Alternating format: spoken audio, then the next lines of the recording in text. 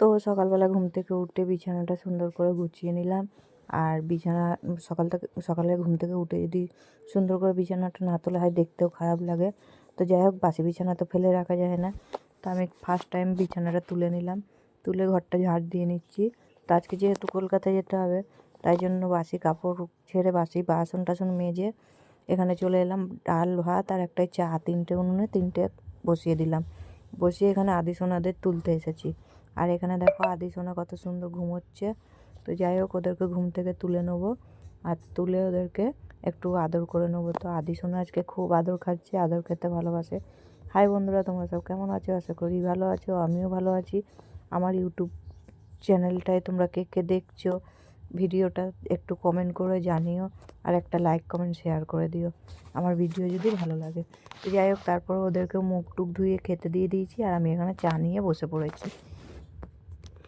তো এখানে চাটা বেশ সুন্দরই হয়ে যায়। আজকে একটু আদা দিয়ে সুন্দর করে দুধ চা বানিয়েছি, তো দুধ চাটা খেয়ে নিলাম।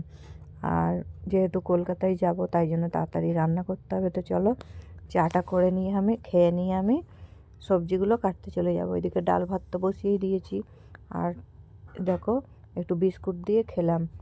তো চলো, কী রান্না করবো সেটা তোমাদের সাথে একটু শেয়ার করে নিই, যে আজকে কি রান্না হচ্ছে। আর আজকে যেহেতু শুক্রবার, আমাদের নিরামিষ, তাই জন্য নিরামিষ রান্না হবে। আর কালকে লাউ করেছিলাম, একটু লাউ রেখে দিয়েছিলাম ডাল দিয়ে খাবো বলে, তো সেই লাউটা দিয়ে ডাল বসিয়েছি, মুগের ডাল। আর এখানে দেখো কলাগুলো এনেছিলাম কলকাতা থেকে, 4টে 20 টাকা দিয়ে। তো যাই হোক, এখানে রান্না করেছি কলা ভাজা, বেগুন ভাজা, একটু ফুলকপি ভাজা, ভাত। ওটা খেয়ে আমি চলে এলাম কলকাতায়। আর এই যে হাওড়া কার সাইডে দেখো একটা বন্দে ভারত দাঁড়িয়ে আছে, যেটা নতুন চালু হয়েছে। তো যাই হোক, তারপরে চলে এলাম হাওড়া ব্রিজে। আর হাওড়া ব্রিজটা পুরো ফাঁকা। আর আজকে রোদের তেজটা কিন্তু প্রচণ্ড ছিল। তো আমি হাঁটতে হাঁটতে যাচ্ছি, যাওয়ার সময় হাঁটতে হাঁটতে যাই, আসার সময় বাসে করে আসি, যেহেতু বোঝা থাকে মাথায়, বোঝা নিয়ে হাঁটতে পারি না। তো যাই হোক, তারপরে মালটাল নিয়ে চলে এলাম।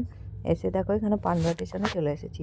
আর আমি ট্রেনটা 2:20 ট্রেন ধরেছিলাম, আর আজকে ট্রেনটা খুব ফাঁকা ছিল। তো চলো, তোমরা আমার ভিডিওটা দেখতে থাকো, লাইক কমেন্ট শেয়ার করে দিও।